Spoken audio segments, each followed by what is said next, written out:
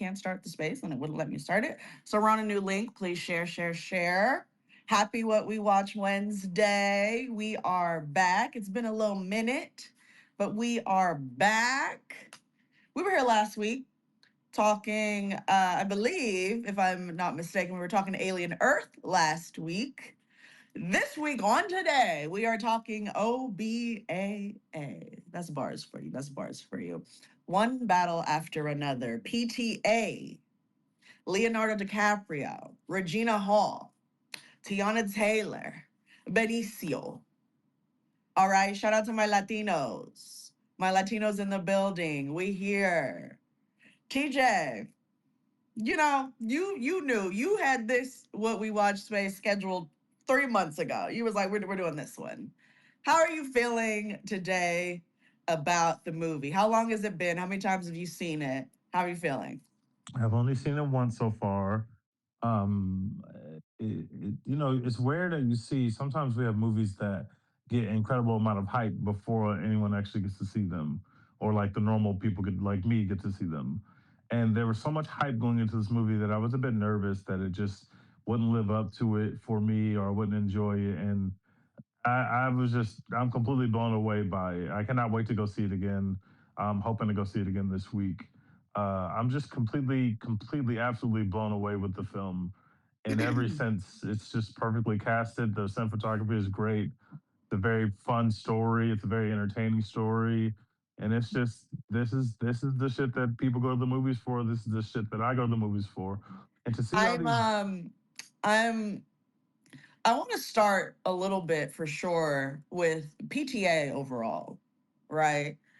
PTA is a very meticulous, unique director. Not that anyone else isn't, but PTA is a very meticulous and particular director. He gives specific stories that really kind of pull you in and immerse you fully, and they're very they're very chaotic, but the way that he directs his movies, it puts a beautiful structure around the chaos.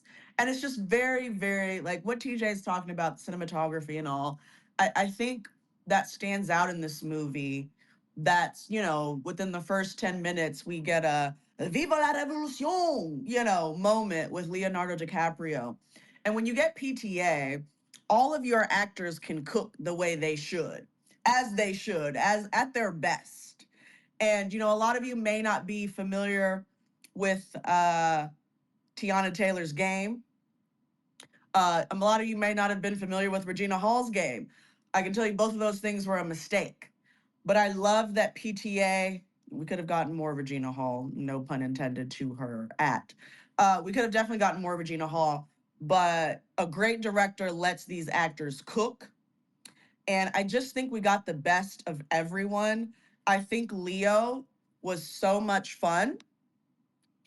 And I think that's where I wanted to start. Tej, I feel you. Like the movie itself overall, so good, so fun.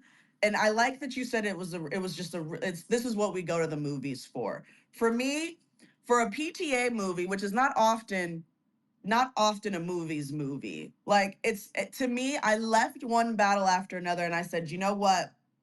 I want to own this physical copy of this movie. I want it in my home and I want to be able to watch it whenever I want to and really feel that movie feeling, especially the car chase scene.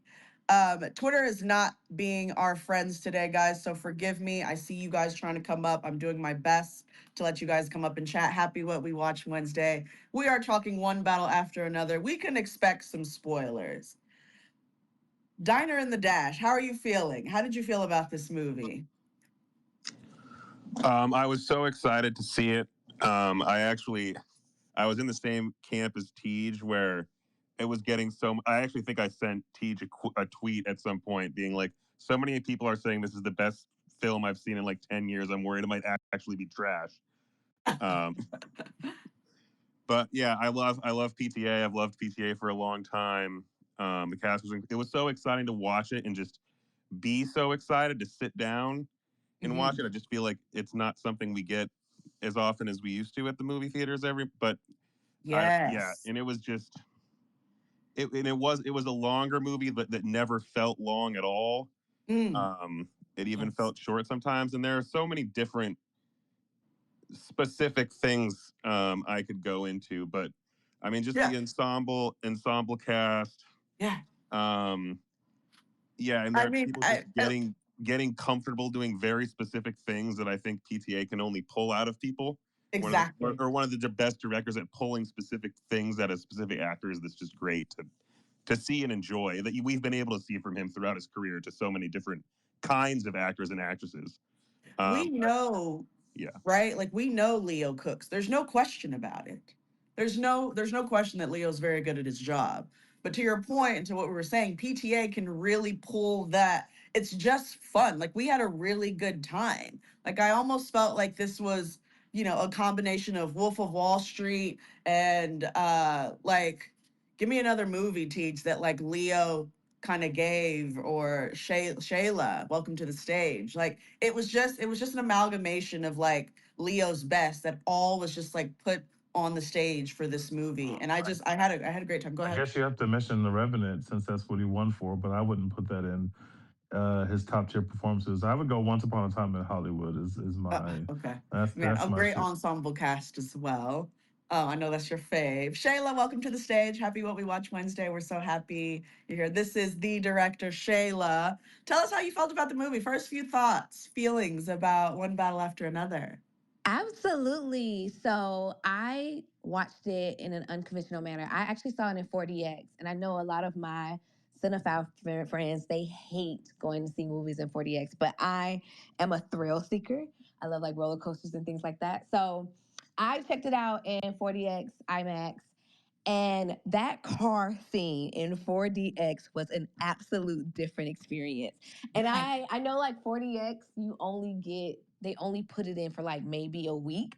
But if you get a chance, I really recommend everyone to go just Oh, for that particular scene. It was a ride, for real, for real. And that it's the first movie to put a roller coaster for real in a ride to me. You don't even need the 40X. What you felt in the 40X, I can only imagine. It was like that right. sitting still. I was like, whoa. Right. So imagine like you're sitting still, but now imagine your seat moving with the car as Oh, you're watching this. It was a it was Six whole Flags. That's Six Flags nother over Texas. experience. So yeah, I'm listening into you all's conversation. I agree with everything, but I had to add that piece to it. Thank you so much. We do, and I know there's a little bit more to this, but I'm going to credit Ryan Coogler for this, at least for this era of marketing. And he is a pioneer in ways. But we really know ball here. So we know that directors and stuff have been doing this for a while, but Ryan has perfected it and made it so beautiful. And I saw so many like marketing campaigns around the directors kind of being present and releasing it in so many different forms because it's a Vista theater movie, right? TJ, did you see it on Vista, or have you seen it yet in the 70 millimeter? Teach, has anyone seen it I'm sorry. on? No, I have only saw it in regular, but I'm hoping maybe this weekend they get to either the Vista to see it in Vista Vision or IMAX 70 millimeter. I'm gonna do one of those this weekend, I believe. Yes, so we have the Vista Theater out here in LA, and we really want to get that Vista Vision experience. I definitely want the 70 millimeter IMAX. Again, I'm crediting Sinners and Ryan Coogler for that period. End of discussion. I heard that car chase scene is insane during that.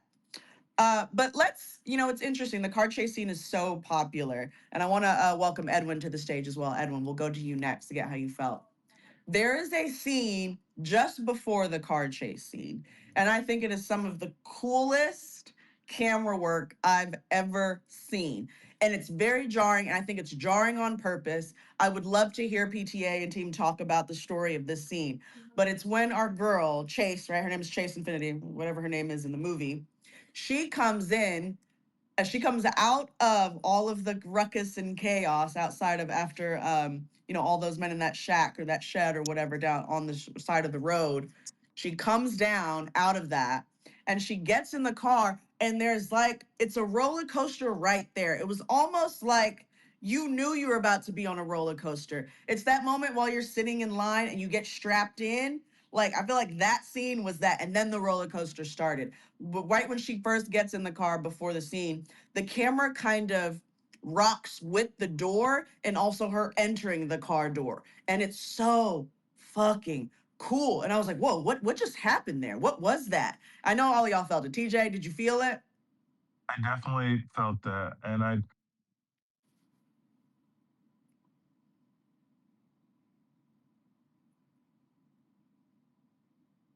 don't Uh-oh. know what happened. Yeah, I don't know. I'm Um, telling you, it's Twitter is not our friends today, but go ahead. it was definitely one of my favorite shots of the movie when she like hops into the car. And I still kind of like it's just so weird that the way they shot it, like when she gets into the car, they kind of change the lens, and all of a sudden you realize that like, yeah, I like the way you put that. Like we know that we're about to be in for the ride, not to be too literal, but like we're in for a ride once she Yeah. gets into the car. I also just want to say, just overall, like I think I am the target audience. Like I Okay, love period. PTA, and like a PTA movie with like black people carrying the movie, it's just like I'm literally just a target audience. I was so impressed with the first 40 minutes of this movie. It's just like a Tiana Taylor movie. I had never seen Tiana Taylor act. Yeah, I didn't see the White Man Can't Jump movie.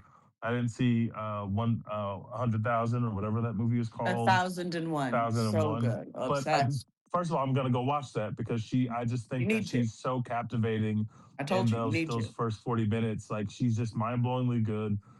I've seen Chase Infinity and Presumed Innocent, but I like she didn't have a lot to do. I didn't give her character a lot to do, kind of intentionally because of the way that the show ends. That I won't spoil. Uh, so they didn't really give her a lot to do. So I didn't go into the movie thinking that she was just going to be so amazing.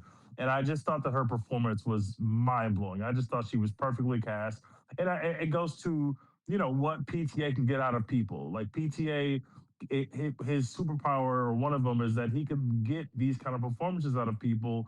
And so to be able to get those kind of performances out of these black actors and actresses like Regina already, she always eats. And like she doesn't need PTA to get on set and do that. Like she has probably 10 lines, but the facial work she's doing across the movie is just extremely incredible stuff. I just God Right. bless PTA putting all these black people in this film because I was just in love with it. Period. Period. Edwin, thank you so much for being patient. Talk to us. Oh yeah, so I like 2 hours ago I just saw my second viewing Yes. because and I this is like the first time in so long or probably in my life that is like I have to go back and watch this movie. Thank you for saying that. And because it's like usually like it's like a meal. It's like you get it and you like savor the scenes and the moments that you just saw. But I was like for this one, I was like it was like I have to go back. And also I was worried that all the IMAX would be taken away since They are. Taylor's Yeah. yeah, which is sucks. So I was like, you know what, let me just go see it today I know that's so right. I could just get it get get everything I can before it's gone, even Why though put there's off still regular viewing. tomorrow what you could do today? Okay. Exactly. I like that you called it a meal. I'm into that. Oh yeah, because it's like the dialogue and Yes. the scenery and like what I missed and there were some things I did pick up at a few times. It's like, oh wait, it's like that's actually really smart from PTA and the sound engineer. On the And you were second saying, viewing? oh yeah, like Oh, okay. there was a moment when Yeah. the Aventi with Willa and Bob are going the opposite direction, and Bob looks back and he doesn't know Willa's there. And then he has the harmony, but if you could hear closely, like with with the Johnny Greenwood score, you could hear the harmony from the devices that he was given. Is like if you're close by, like you would hear it. And even though it's like he can't hear it, is like he's sitting PTA and Johnny Greenwood are sitting and like listen to the harmony. And I was like, that was like the first time I was like, whoa.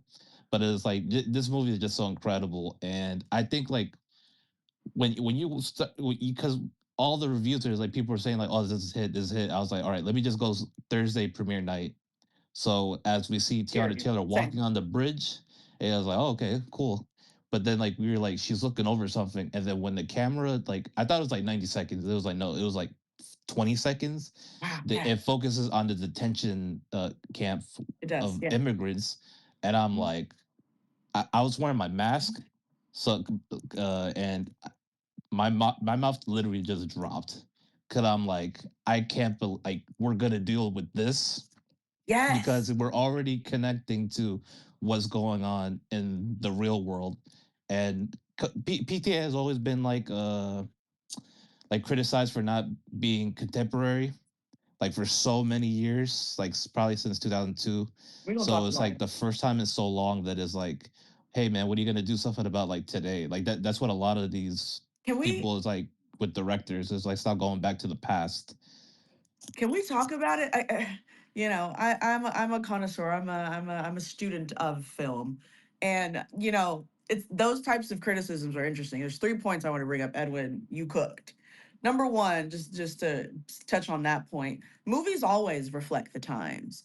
So criticisms of directors, kind of like, or people kind of saying that directors or people are not like telling the stories of today. Yes, we are, and by definition, like you could go by decades of film, particularly in Hollywood, and you can tell what's happening politically and in that time of the country, whether it's social, environmental, political, all of it.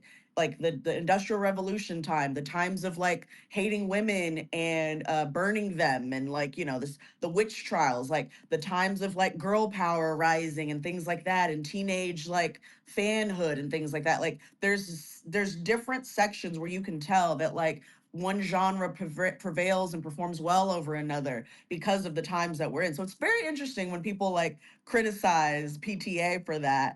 But I also think it's fair because PTA is very special. Let me just say my favorite PTA. I think we got to go around the room and say it. Mine is very unconventional, but it shouldn't be. Mine is Phantom Thread.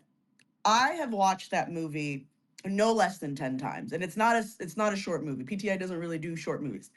I love most PTA movies, but Phantom Thread, he takes reality, right? PTA will take reality and put it in some sort of metaphor or a series of multiple movies, and it's so much fun. I think I knew immediately when they had the guy introduce the two things that come together and make music without it being a movie. That's cool.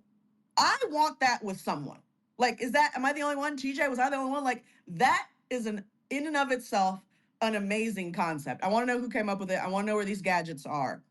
This story is so good. Just the story alone. I mean, like, am I off base here, TJ? The story is so good. This one battle after another story is so good. One of our friends tried to criticize it by saying it's like three movies in one. I think that's fucking incredible. Do you know how hard it is to make one movie in one? Right? Teach, like, talk to me, Teach.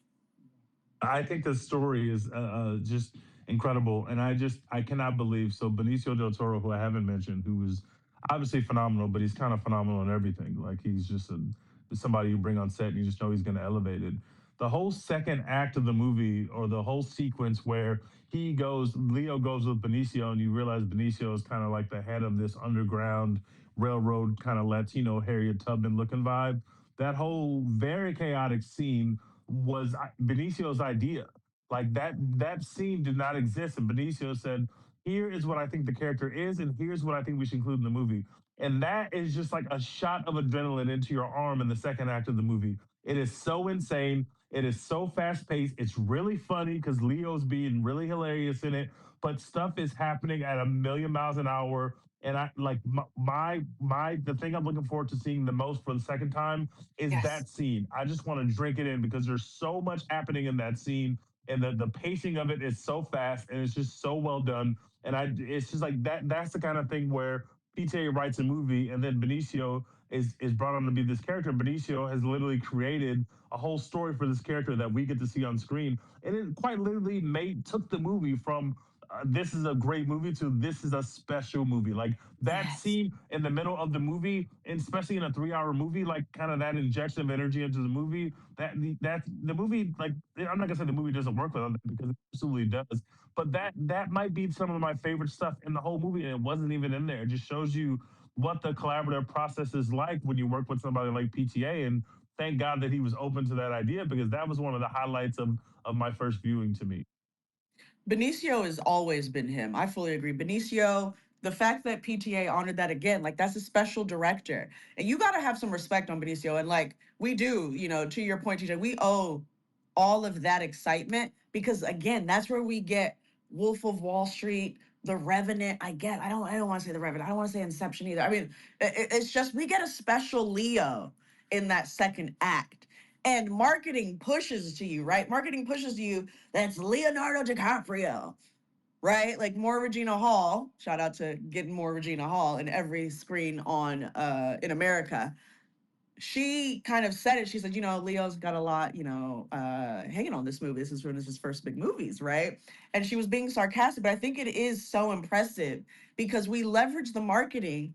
And no shade to Leo. I think this is an honor. I don't think this was Leo's movie at all, but Leo cooked. Like at Leo's least character use, it was still phenomenal because of the what he does with everyone else on screen. I don't think we ever see Leo like really like be the center of the movie. Did you ever feel like that? Diner and the Dash, was Leo the center of the movie for you? Like he was low key not for me. Like he was a side character, but every time I was on screen, I knew it was about to be the time of my life. Go ahead, Diner and the Dash. I sort of felt similar to his performance in Once Upon a Time in Hollywood, in that he was sort of a little bit back from the main action.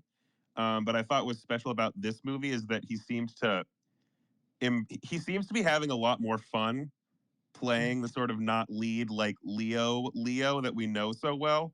Like I was just trying to, when you were saying that, I was trying to think, like, was he ever hot Leo at all? Like during this whole movie, obviously he had a gorgeous, wife Yeah, I mean, when you're or stunning, you're stunning. girlfriend or whatever their status was. So he's got the juice, but it's like there's never like we didn't get much hot Leo, but I thought that almost made it that made it better, and Yes. it made it more Yes, we're gonna tell the truth. um, Yes. convincing. It And did. you can see him as that confused dad. I don't know. You bought it so much, even though it's so different than so many things we've seen from him. I That mean, I just loved that whole we yeah. get him alone one time, and to me, like this is like the scene where it's like, oh yeah, just by the way, this is Leonardo fucking DiCaprio, right? When Yes. he's on the phone, like that's Yeah. where that's like the only time we see him alone, and every time he's on the phone, he's by himself, and it Yeah. is so fucking good. And PTA does a special thing during the second act with Benicio Del Toro that they have these LEDs everywhere. I saw a video today. I hope I shared it with you, Tej, where they have all of these LEDs that lit up the set for the filming of this movie. And we cut from, you know, chaos and anxiety and tension and anger with Leo. And then we cut to like Benicio just getting ready for the end. He's just getting prepared. He's like, this is just another day in the life of a boss. And Leo's like, fuck, I don't fucking know anything. I've been a drug addict. I mean, I'm doing a couple drugs, guys. I'm doing a couple things. Like, give me the fucking password. And man, it is special. Like I'm getting chill. It is so special. Like you said, TJ, this is a special part of the movie because we get Leo in this fun, chaotic, he's cooking in this like he isn't the focus, but he's so much fun that you want to know what happens with him next. If you could minimize this scene, all he's doing is chasing Benicio around trying to charge his phone. Like PTA said that, right? He's like, you're gonna just be trying to like get this password and charge your phone. And when I tell you that is some of the best Introduces him filming, to like 30 people. Like Benicio is just introducing him to everyone in Paul, every room. And it's so funny. you can to juxtapose that, right? We love that's a little buzzword of what we watch. Kind of ironic, but it's true. Like it was just this juxtaposition of Benicio and Leo going through the exact same thing, and it's so good. The movie's so good that you realize exactly when they're going through the exact same thing, and then the dialogue kind of like ups it and supports it too, where he's like, "You save a revolutionary twice in one day. Like I think you're having a great day." But it's like Benicio is also a revolutionary, a rebel in a way. I mean, even the way that Leo gets caught gets arrested, and the way Benicio acts, he's like, okay, well, all right. So when did he get caught? Okay, already. And I mean, guys, this is a special, special story. Like, can we not talk just about like what we saw on screen? Was I the only one that was like, profoundly sad. I'm sorry to like change the tone just a little bit. It made me profoundly sad to watch this movie. And this is a hilarious movie. Like I was having the time of my life. But the topics, I think it was Edwin that said it, like what we're discussing is profoundly like, devastating. It's harrowing to me because it is, to your point, like it's of the times. This is happening today. We're set in, it could have been, at one point I said, what year is it? And it's like, it doesn't matter. It was like it's sometime in your lifetime, Monique, for sure. Right. And it could be right now.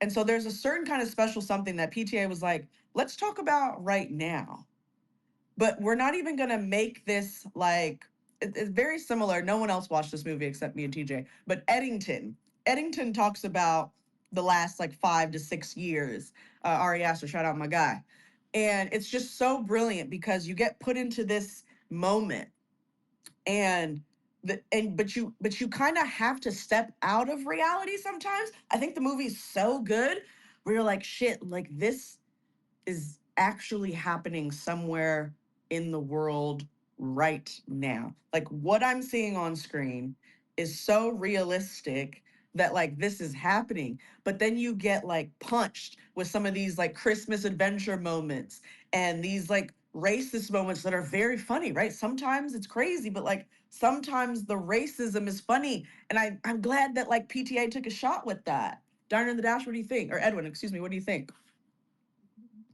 Yeah, there's certainly moments of genius from PTAs. This is like a his magnus opus of like everything that he's done in his career.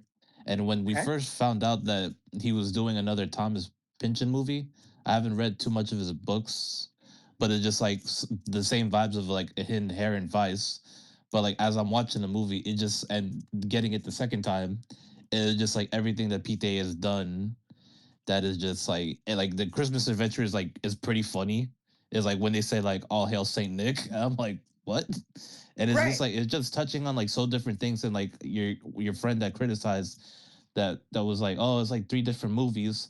But I'm like that's what the amazing thing is. It's a Western, it's a political climate paranoid thriller, it's a revolutionary film, Yes. but also what you do know about PTA is it goes back to family, and this is a mother I mean the father daughter film because this is like No, you see it how you seems said like it was mother really daughter because personal. Leo was Yeah, playing the. But go ahead. You're right either way. It's a mother daughter and it's a father daughter. You're right. Go yeah, ahead. like and like an absent mother and a daughter that doesn't know too much about her mother and is like was kindly gently lied to because it's too heartbreaking to know like she was a she has ancestry of like revolutionaries, and to be able to do what she did, and it was like it is just tragic, and it's just I was like that to know like PTA like he was like 26 when he made Boogie Nights, and knowing that he's 55, he's married to Maya Rudolph, which I'm pretty sure he picked up some stuff from her that she's a biracial woman. Like I've heard from podcasts say like when Leo said I don't know how to wash her hair to about Willa, that was from a 2018 profile that Maya Rudolph did, saying like, I because her mom is Minnie Riperton, and so she said my dad didn't know how to wash my hair when he was raising us because he her mom passed away at a young age. So it's like just like all the things like PTA has like continued to evolve in so many ways that I'm kind of just in awe, like Me just too. after watching it again, it just and it's all back goes back to family. It's like the family that you choose, the family that you're raised with, but also it's like the people that you're just I love you just that. stick with, and that's I think that's what's kind of beautiful in all Fast this and is like so Furious much wishes. stuff. Fast and Furious wishes. The franchise wishes they were all family. No, no, no. PTA does family. Give me your favorite PTA film. It's like naming a favorite child, but I would say Phantom Thread. I was like that Really? the first 4 minutes, the first 4 minutes of Phantom Thread, like we meet Vicky Grape's character, but then like when Daniel Day Lewis is just getting ready with the shaving, and we go to the fashion house, and like it's morning, all the ladies are just walking up the steps, and the Johnny Greenwood score just You takes you know up. PTA about to cook. I was like, I was like floating. I'm like, bro, this is like so And when beautiful. you know ball, bro, you know I, ball. and it's like such a like just a it's not controversial, but it just like you just don't see a movie like that. It just see like this weird like toxic relationship, but it's wrapped up in this beautiful fashion hole. I don't even know about like fashion holes about that era, but it's just something that I Exactly. really want to dive in. Yeah, TJ, what is your favorite PTA movie? I love the terms that Edwin is using, kind of like it floats. Like PTA do be floating on the track, really. My Like he be floating in these movies, especially during that car chase scene. Go ahead. my favorite PTA film is Boogie Nights, but it's like 1 and 1A with There Will Be Blood, which I fucking love. As But you should. Boogie Nights is the first PTA movie I've ever seen, and I'm kind of obsessed with it. I just watched it again after watching OBAA. I watched Boogie Nights again, and it's just so nasty in the best way possible. It's such a like a young man's movie, but like talking about movies of our times, like the movie is about the 70s, but it could only have been made when it was made. Like the subject matter, Thank you, TJ. it is such a nasty movie, but it has so much heart. And it's kind of, to not to, I guess we can spoil it because we're in this space, but the way that one batter after another ends hits so hard for me because it's like as our directors, as our Quentin Tarantinos and our PTAs get older, like look at how they end their movies. Like look at the ending of Boogie Nights. It's a disaster.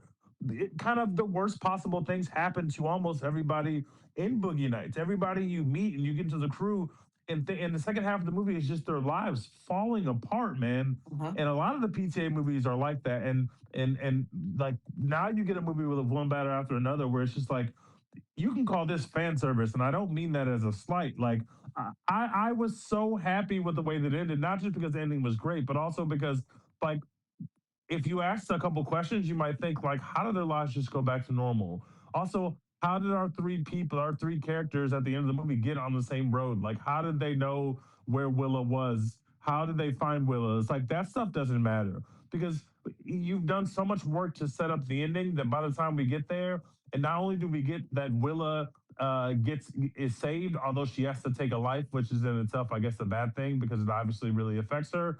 But Willa is safe, and now also we get the ending with the Sean Penn, who was also fucking phenomenal. I don't think we've said his name yet. Yes, He was yes. incredible I was as just the about to say. villain. And then you get this scene at the end that's just pure comedy. You literally get the phrase "semen demon" in the movie, just to remind you that you're in a PTA movie. Like this is Period. like you know what you came here for. And just ending the movie in that way is just so different than some of the other PTA endings, but also just so fucking pitch perfect for what this story was. But I probably got this. I've only seen it once. I probably got this at an easy third for my in my PTA rankings. But I would not be surprised if it moved up. I think it's that Up on good second and it's watch. that special, and I think it's going to be very rewarding with more watches and more watches. And I'm just so happy that we had. I'm telling you, I started this space letting you know, like I'm going to own this movie. This is one of those physical copy movies. I don't know what higher praise you can give a film. Like I want it. I want to be able to touch it, feel it. It's mine. I want to own it. I think it's a big deal. Speaking of the ending, number one, there's certain countries, there's certain states, there's certain areas in this world, in this country, that there really is just one road. And it's just in or out, it's one in or out amongst the city or the village or whatever it is. And I think to me, I didn't ask that question because it made perfect sense. Like it don't be that many roads out here. There was so much B-roll and so much like shots of the desert and just driving down leading up to that impeccable, iconic, forever, loved car chase scene that I was like, this makes sense. Like there you can only go right or left. And there's a vast line. Like we even set it up when Leo was looking. It's like, hey, did you see the man and the thing? Yeah, because you're not getting a lot of cars. Number one, nobody's coming through here unless they on some bullshit, which is why they were going through there. And we can only really go left or right, and you're gonna be on this road for a long time. So to me, he set it up perfectly to where like it's inevitable that you cross paths. But the way that he filmed it, it made it a little bit more romanticized than usual, which probably made it feel a little bit more fantastic. Like, how did this happen? but it actually makes perfect sense. Like we probably pass the same people more often than we do, but we're not in a movie, right? It's just like real life. And so it was so cool because then this amazing concept that's introduced to us 2 hours before, with the two things being within 100 yards and singing, I found myself like waiting and anticipating that. Like I was like, I want to hear this song. I want to hear it. And I know, Ed, and I know I'm gonna hear it again in the second watch, but I heard it in the first watch when like they pass and you hear a little bit of the music and he kind of just builds on the soundtrack. And shout out to the soundtrack. Like, oh my The God. score is Guys, the beautiful, score, man. oh my, Oh my. y'all, oh my gosh. I the creepiness, the chaos. It was like the entertainer, but like in a different pitch, and it's just like chaotic and crazy and like all kinds of stuff like that. I had a time with the score. Edwin, go ahead. If you listen, if you've seen The Master with Joaquin Phoenix, it's kind of like that same like that same like scatter patter. That Yes. shout out to Johnny Greenwood, who's part of Radiohead. He's been scoring PTA's films since There Will Be Blood. So it's like if like a lot of moments of like those big like epic moments of like PTA films, I just hear like Johnny Greenwood's like just scatter pattern like score, and like that was the same thing with the piano and like with the guitar that was so like out of key, but it was like downturn. It was like doon doon doon doon, and it was like just all Yes. over It the was like place, and it was pitched it. like it just feels like right for the moment, It's and it crazy though, right? Like, yeah. I don't want to be hyperbolic. I have never, ever enjoyed and heard something like that back a movie in that way. And I love me a score. Like, I'm always paying attention. I think sound is the currency of film. It is one of the most important things. It can you can watch two actors on a screen, and I can play two different songs, and you will read their dialogue differently, right? You will read what you anticipate next difference. A completely different movie. And I think it's special what Greenwood is doing here. I was like, yo, this music is fire. That music can get very, very annoying very quickly. And it wasn't. Because you're like, shit, I gotta know what's happening, right? We Yeah, you even feel got, anxiety. You just feel the yeah, anxiety just in the scene. It just feel like this uncomfortable chase, or like you feel like something is coming. But also like what I in the beginning of the film, like when Tiana Taylor's on the bridge and she's looking, like right as the camera cuts, the cellos and the violins just lift like duh. I was yes. like, oh my god. It's like even like with that moment, it just hits you 10 times fold because it's like what you're watching and it like just elevates. It's like again, like with Phantom Thread score, it's like it lifts you up.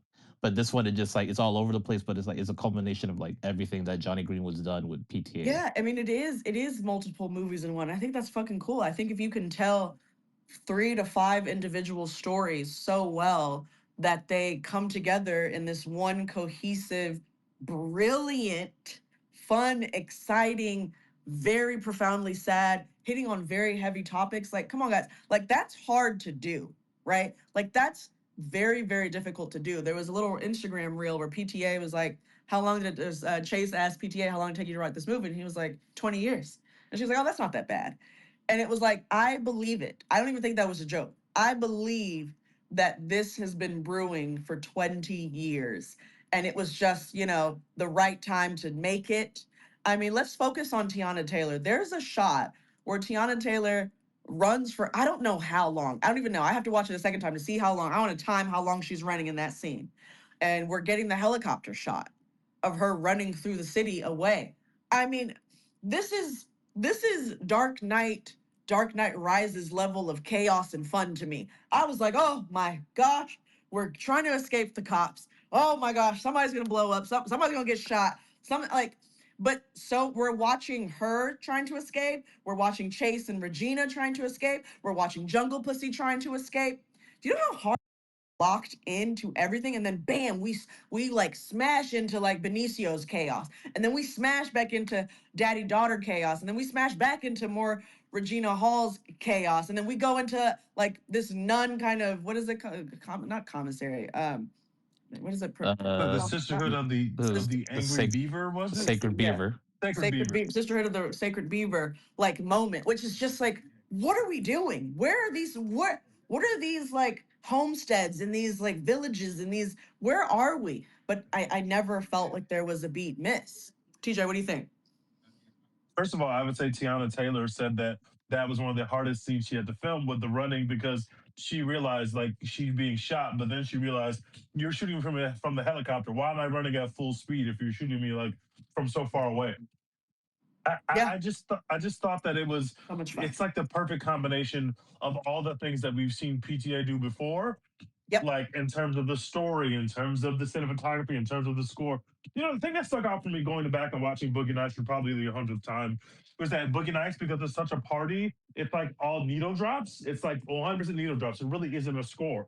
In fact, there Yep. isn't a score. It's just needle drops. Versus in this movie, it's like the perfect balance of needle drop when it's needed and when it's relevant, but then score. And I prefer that because it's like when you're looking at I don't know, There Will Be Blood. It's like all score. It's like Right. the score is the character in the movie. It's all score. And so to have him find kind of that perfect balance between score versus I need a needle drop because I want to say something to you as you're watching the movie. I just thought that he blended those things so perfectly, and with the score that already works so well, the I don't want to do your dirty work needle drop, the American Girl needle drop, like that's just peak level shit, man. That's we are lucky to have seen. We are cooking, right? And I love that you're saying that because it reminds me, another composer that gives me that kind of feel and close enough to it is Trent Reznor, right? Damien Chazelle will give me some of that too in a lot of his movies too. But I'm thinking Babylon Challengers. Like we've got a mix of needle drops and we've got some scores. The Challengers I think is mostly needle drops, but we've got a lot of the score in that too. And so that mixture, right? It's just again, like Ed, when you say he lifts, but he also like almost wakes you up at certain times, right? I mean, this is all one movie, and we're in a detention center for a long time. We're in a suite where a guy gets killed after putting his feet up for a little bit of time. We follow this. I mean, y'all slept on this scene too. I was enthralled with how this was shot. Like I would have loved to be on set while this part was shot, where we have a moment where this white man that we haven't seen the entire movie walks into some older woman's house, and it's a beautiful extravagant house. We get like an aerial shot of how beautiful the house is, remember? And then he walks in and you're like, okay, what's going on here? And then she's talking and it's just very casual and he's so respectful, right? He's such a respectful guy. He's like, oh, nice old lady. Yes, thank you so much. Yes. And then different movie, right? It's like freaking Parasite in a moment. He's going and she's like, all right, we're going through this like really like almost like we're entering the layer of the like something kind of the wallpapered, discreet door, and we walk in and we follow him through this tunnel. I think that is some of the coolest shit we've ever seen. Like we're just following him through this tunnel, but it keeps cutting to door to him following him through the tunnel, and we're there for like that. We dedicated quite a bit of time to that scene. And then he walks in and we have to walk even further because the people sitting at the table, the what is it, Christmas Adventures, they're also they're also far back into the room as well. So then we follow him up to that, and then we sit and we have what might be the heaviest, most saddening, and also most hilarious conversation in the entire movie. Like that's just it's just too cool. And we get this in the movie where Chase Infinity is the daughter of Leonardo DiCaprio, and that's really what this movie was marketed about and for. We get this where after we get 40 minutes of Teyana Taylor just cooking, right? We get a video game shot of her running from a helicopter. Like it's just it's too cool. It's too cool for me. Ty, welcome to the stage. Happy What We Watch Wednesday. Tell us how you felt about One Battle After Another. Word. What's up, y'all? Nah, this it was a real cool film. But when you mentioned the part about him going into the house and stuff like that, I Yeah. really thought that PT was kind of pointing back at I think Get Out. You know when they're in like it's like a there's like a room with all the heads. What is it like the Yeah. deer Yeah. heads and stuff like that. Like it felt like the same room. It felt like when they were all like having their meeting, the Christmas guys when they're all having their meeting together. It felt Ty, like I was in the I same. felt the exact same thing, Okay, Ty. I right. think I said it out loud. I said, this reminds me of Get Out. Yeah, I think I said But the it was same thing. like I think I know what you're talking about. Yeah. the sunken place. Like, oh, okay, you know what I mean? Like he's pointing to, you know what I mean? Like shout out. Like I like that. I like how he's pointing back to, Jordan Peele. Like I thought that was real interesting. And it's like kind of like on that inside when the characters in Get Out aren't in that room. This is what goes down. This is how they get down. This is Exactly. what they get to talk about. You know what I mean? Like this is them, amongst themselves, like figuring stuff out and stuff like that. Illuminati, whatever you want to call it. But Exact Christmas adventures, right? I yeah, mean, and I think it's very on the nose, very intentional to have Mr. Fitz playing that part. Like, come on now. Like, I was like, that was on The- purpose. All yeah, right. yeah. Shout out Olivia Pope and the president. I was like, you did that on purpose. So like you like at PTA no, like our brains are there already. So to hear him talk about like dirty dick, he got his dick dirty. Yeah. Do you find interracial coupling like cool and okay? And do you like black girls? Yeah. Right? And then we get Semen Demon later. Like this is a whole serious movie. Uh, We got all there, those comments. Go ahead. there was something I wanted to say about Teyana Taylor's performance. At least when I was watching it, you know what I mean? Like I kind of really felt like she should like I don't know. I was thinking about Sharon Stone. You know what I mean? Like I feel like this sort of I'm into uh this. character who is like very you know uh her physicality, her physicalness is very much a part of her performance and you know why she was casted. It's like I guess I was kind of thinking like, oh, like I don't think it's the quite AA like uh equal, but I do feel like, oh, this is like kind of like she could be the Sharon Stone of this era. You know what I mean? Let me If tell you they something. like use her right, you know what I mean? Like obviously she was doing a lot more than Sharon Stone, I feel like, has gotten to do in previous films. But just like the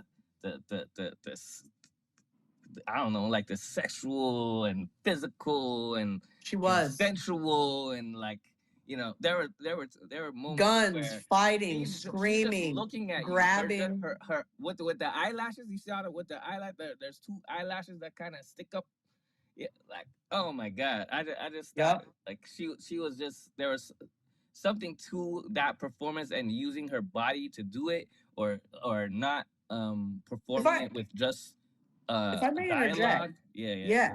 If I may interject, I think before we wrap up, because I want to talk about a little bit of the criticism of this film, but before we wrap up, uh, let me talk about Tiana Taylor for a moment. Um, I'm gonna say this. Just because we're not gonna shy away. I've seen Tiana Taylor in 2 movies within like 2 months. Straw, Tyler Perry's Straw on Netflix. Okay, and One Battle After Another, PTA. Yo, shit! I just realized those were both her. I'm saying, do y'all know what I'm saying here? Okay. Now, it's a difference. It is a significant difference. And so to your point, Ty, of like, if you let her cook, she's going to cook. And I think that PTA, this is my theory, PTA watched 1001. No spoilers, but 1001 is basically the first 40 minutes of that movie, but it's just like an hour and a half of it. It's so good. He watched Tiana Taylor in 1001, and she's very physical in that as well. Ty, go watch 1001 if you haven't seen it. Everybody in this, watch 1001. If you enjoyed Tiana Taylor's performance, there's no reason that you should not watch 1001. Period. End of discussion. This is what we watch. This is what we do. That being said, if you like Regina Hall, I know that he watched Honk for Jesus Save Your Soul or saw that and was like, oh, okay. It's not just Scream. Now, and she's fucking perfect in Scream. Or not Scream, scary movies.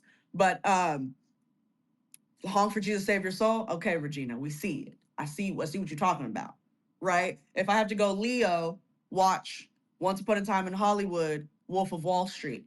There you get that Leo, right? Benicio, it's everything. Benicio is always going to be Benicio. I think Benicio is typecast perfectly. I don't think there's anyone that can do Benicio better than Benicio. So any movie that Benicio's in, you should watch for that. But there was an interesting kind of criticism of this film that I wanted to touch on a little bit and really hear from my real What We Watchers in here. There's a lot of like, you fetishize too much of the women in this movie. You didn't really focus on the harrowing concepts of what's happening. You didn't really give Regina Hall time to cook. Let me tell you something. I'm a Black woman. I'm qualified to speak on this, okay? I completely and vehemently disagree. I think that racism is a fetish. It is a coveted, it's envy, it's coveting. Racism is unfortunately not necessarily rooted in hate. It's rooted in envy. It's rooted in this idea that, like, I do want you. I want to be you at times. I want to fuck you at times. I want to look like you at times. I want to be around you. I trust you more around my children. How can you hate someone that you would rather raise and serve and be in your home? It doesn't, this is like, I'm getting a little political and like historical, but that's what this movie is, right? We're still talking about one battle after another. And so I think if you haven't kind of like grappled with what racism actually is, it's a very, very dumb, stupid, silly thing. I think PTA gets it. It's very fucking dumb, right? PTA is married to Maya Rudolph, right? Which I learned 3 days ago. It makes so much sense. And if PTA wanted to be in Christmas Adventures, he couldn't. He couldn't be in it, right? Which is just an absolutely asinine, absurd thing. And so I think I have a problem, right? Jungle Pussy being who she was in that movie. That's who she is in real life. Like, Jungle Pussy got to be Jungle Pussy. Teyana Taylor got to be Teyana Taylor in that movie. Teyana Taylor is a performer at her core. And she got to perform. She, again, that physicality you're talking about, that's all that is. And so I think the criticism is very, have y'all seen some of the criticisms? We all saw the marketing for months and months before. Did y'all see the criticisms? Did they hit for you? And I know, like, again, y'all aren't necessarily Black women, but as black people, as people of color, as non-racist, what do you think about how he presented this concept of whiteness and white supremacy? Teach. I have not. I have seen some criticism, but I didn't take it very seriously. Here. And especially after I saw the movie, I was like, yeah, I don't understand where that's coming from. Like, we could just enjoy ourselves at the movies. But obviously, this is, and I hate this phrase. This is one of my least favorite phrases ever. But this is obviously his most personal film because it's specifically about a kind of a man child with a child with a child who happens to be part black and kind of dealing with the struggle of that. Obviously, someone already talked about the whole Maya Rudolph part of it. But obviously, Maya Rudolph lost her mother at an early age too. So I think there's a lot of his personal experiences into this movie, and I just think it's just like a perfectly done perfect way to kind of tell this story, but also infuse your real life story into it. And that's all we want from our directors at the end of the day is to make things that are interesting, that we can see parts of you in. That's what we want from our directors, and that's what the best directors know how to do, and that's what PTA does. There's a part of PTA in all of his movies, but it's clear to see that this is one is the closest analog to what he actually experiences is this movie, and that's why it takes you 20 years because you've got to live those 20 years of life to be able to come to a story like this, and we're all the benefactors of that. Yes, and that's why you can put three movies into one, because we're never going to lose the heart, the core, the through line, because the through line is my lived experience, right? Diner in the Dash, what do you think about the criticisms and like what, kind of PTA making this movie? Do you think he kind of just overlooked certain things that we should have sat more? I even heard criticism that why didn't we get more of Teyana Taylor? I'm like, I don't know. We got 45 minutes of her cooking and then she closed the movie out. I mean, what more could you possibly want? Yeah, I haven't seen a ton of the criticisms other than the sums that are just too stupid to even acknowledge. I Right. think to your point or what people might have said about the fetishism of Tiana Taylor and maybe a couple of the other characters as well. I mean, the fact that Lockjaw, like Sean Penn's character in the other racist members of the cast could only see or could only imagine the fetishized version of those characters was kind of the point of the movie. So that wasn't what the movie was presenting as them. It was what how those characters portrayed or how those characters saw them was much closer to the point that PTA was kind of making and presenting the entire film as a whole. I will say though that I think, I mean, this film had to have been shot more than a year ago, right? When it was filmed and before post production and everything. And I do think the political nature of it does come across as jarring at some points, especially the things the movie takes lightly and turns into jokes. Because even like as omnipotent as PTA is, no one could have foreseen whenever they were shooting and making this movie on the ground, how much some of those scenes would have been blindsiding the audience in the head when we're dealing with what we're dealing with in the news every fucking day. And I did find that distracting at times, which is why I do think I I really don't know want to if I watch agree. it again. I do think they could have foreseen some of that. Well, I do. It's real. Yeah. You know? But yeah. But just I guess but that's not the movie's fault and it's why I want to watch it again. I like But that you because said there that. were times where I was like sort of being like, this is such a fucked up thing that I'm like I can see in my head how this could be playing out in real life right now.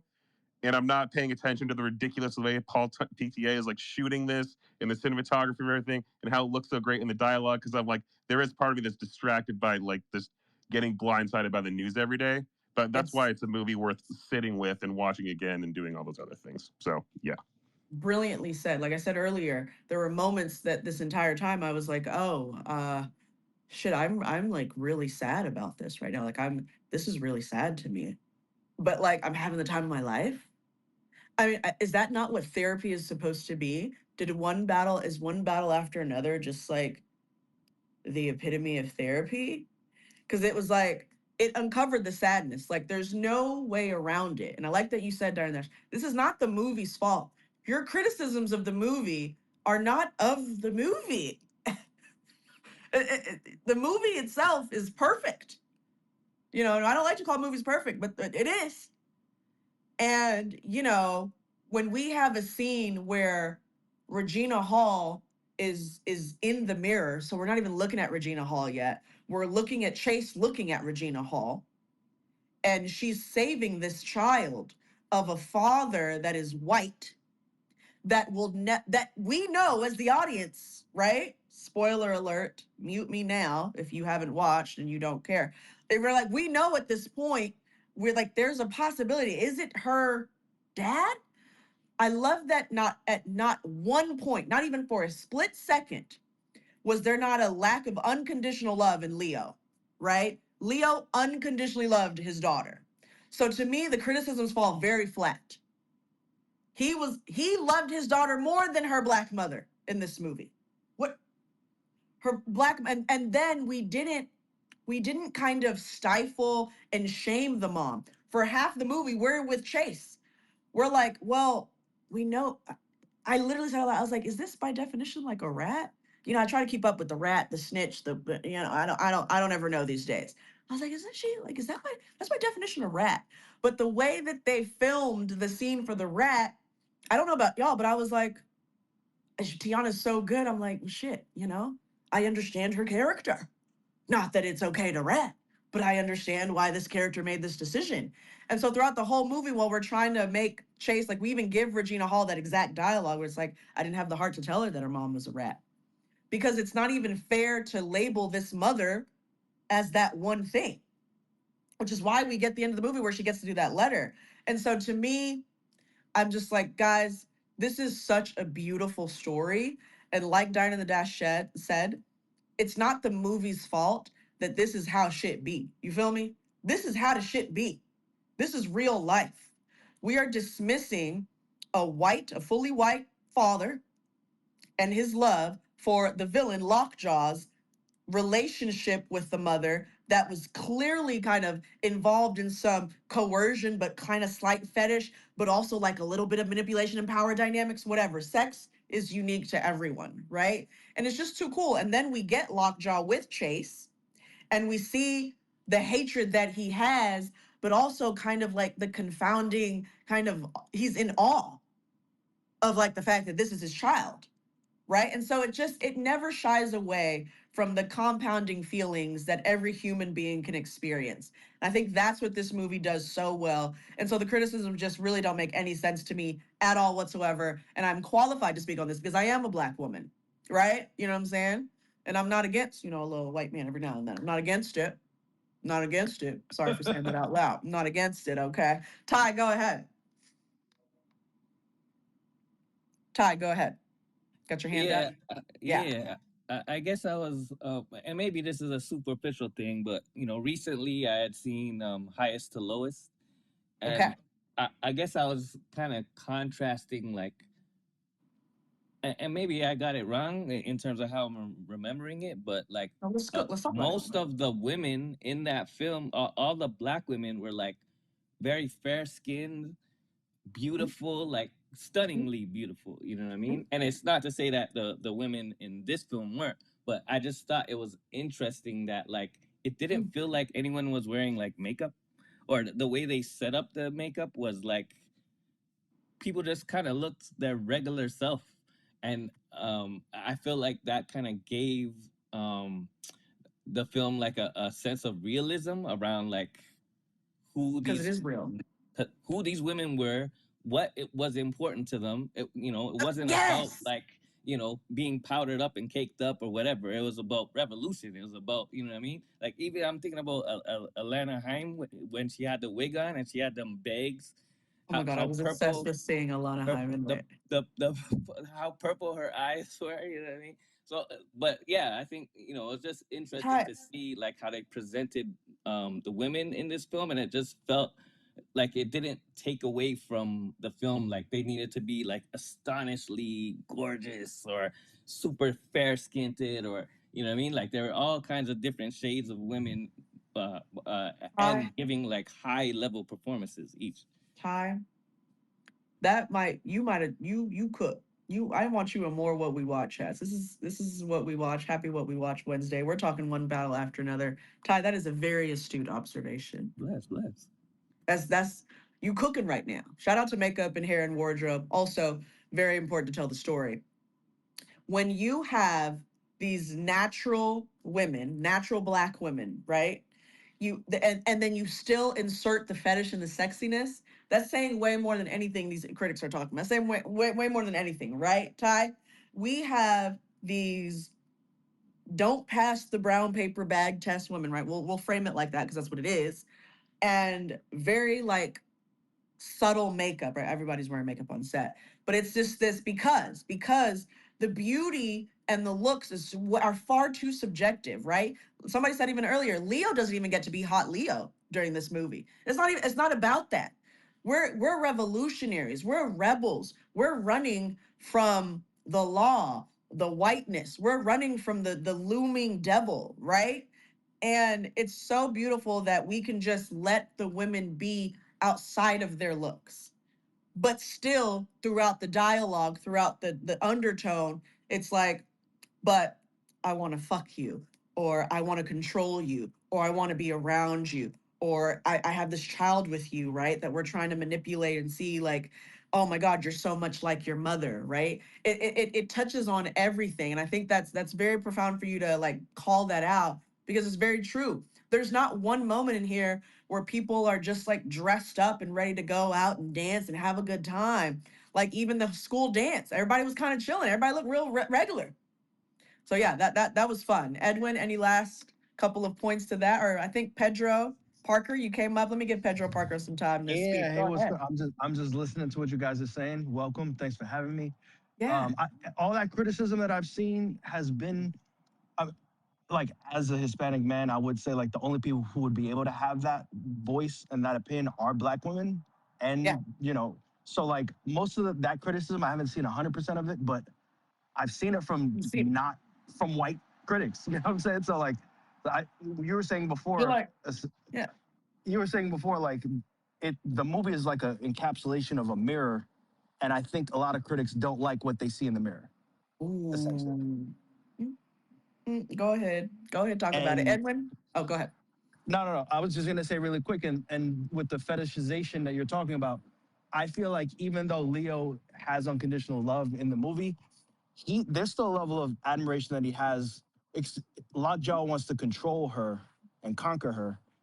Leo doesn't want to do that necessarily, but there's a level of awe that he can't necessarily control her either.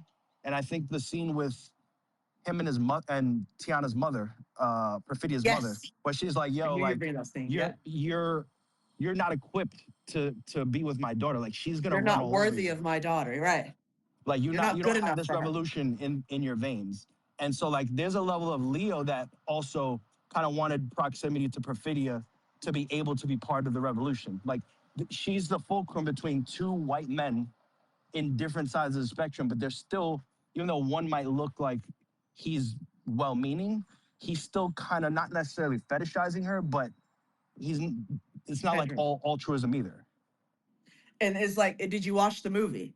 Because Right, if you watch the movie, we know this, Pedro. Like you're cooking right now. We know this.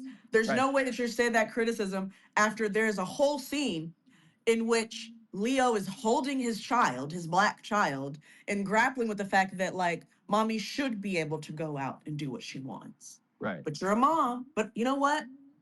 Go be a revolutionary. You're right, baby. It's in your blood. He's holding his child. Yeah, it's in your blood. Yeah, okay, yes, be free. Where are you going now? I mean, I would like, this is a family. I'd like for you to be with the family, but all right, your mother, and we just cut to 16 years later because there's no questions, right? We've right, established it enough.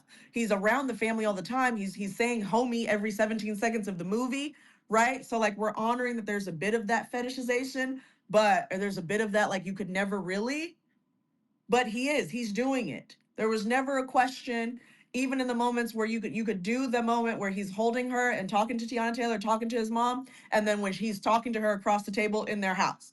All right, baby, you know what? You do what you want, baby. I'm trying my best here. I'm trying to learn. You know what? He goes to the school. Remember the scheme with the school? He goes to the school and he's like, just man, I'm just about to cry. Like she's fucking incredible. I know her mom would love this. Like she's fucking incredible, right? Just like absolutely in awe. So yeah, I fully agree. Any last words? I see some people in the stands, or I mean, in the audience. If you want to come up and say, we'll wrap this up. Edwin, go ahead. Oh, so I'll just so after seeing it the second time and having seen some of the criticisms and you know with with Paul Thomas Anderson films, there's never gonna be like a cleanliness or like it's always gonna be complicated somehow. Like it's never too perfect. It's like Never to somebody, speak. Right. it's always gonna be something sticky and just something like that's like what did he really mean by that? And Mhm. there was a part like at the campfire when after Tiana was like with the machine gun, she said like her and Jungle Pussy just laughing having a ball, and she says like you know what this pussy's for, and she was like it's for Jungle Pussy was like what for fun, and she said no it's for war, and it's like right after she's been seeing Sean Penn, Colonel Lockjaw, after because like she's having best of both worlds. She's having like ghetto Pat because he says like I need you to be the showman with all the fireworks and the explosives, but also she's being chased by Colonel Lockjaw because of like yeah like I can turn people on, I can turn my enemies on. Is like I'm able to do this, so that's why I think I appreciate like the complicatedness of like just most PTA films like there's been years since they had like a strong female character like that. Like they're usually Exactly. on the side, Black at but that. then Never like that. especially a black woman. So it's like it's been We're a cooking. couple years, and then he's been involving with that, and that's a lot of popular directors like Tarantino, Scorsese, Nolan.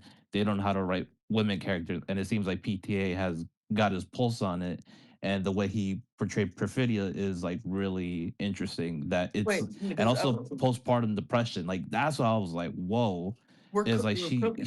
I'm like because like her how she feels like oh I just feel like a piece of meat.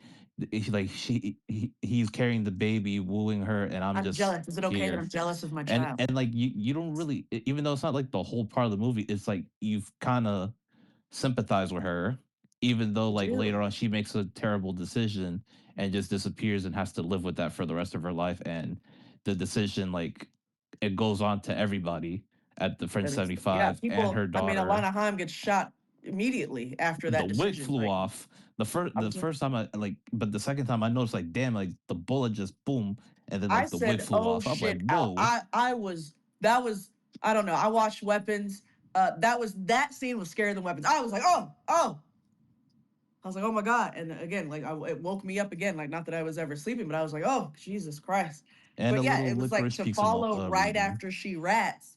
That's important. Like you're right. The decision that you made threw everyone into a tizzy. Why? That's the sisterhood of the whatever, whatever. Like they talked about it. Like your mama, Yeah, she like not this. Yeah, this the offspring of that one ain't. We not. No, we can't trust her. if Which you was seen important. if you seen Magnolia, the woman that interviews Tom Cruise, the interviewer, that's the nun, the head That's the nun, nun. Yeah. sister Oh man. Rochelle. So I thought it was like really cool. But I was PTA like, is there's a line like obsessed. just like she says, perfid. We're still dealing with perfidia. Beverly has after all these years because Yep. it's like that one decision, like it really ruined everything for the revolution. Everything. And PTA is obsessed. And we'll wrap it up right here with this. I want to leave y'all with this because Edwin, you said something that I also wanted to talk about. Um, I think Diner in the Dash said it well, and everyone has said it. Pedro, you saying like it illuminated some part of you that you didn't want to see, right? As a critic.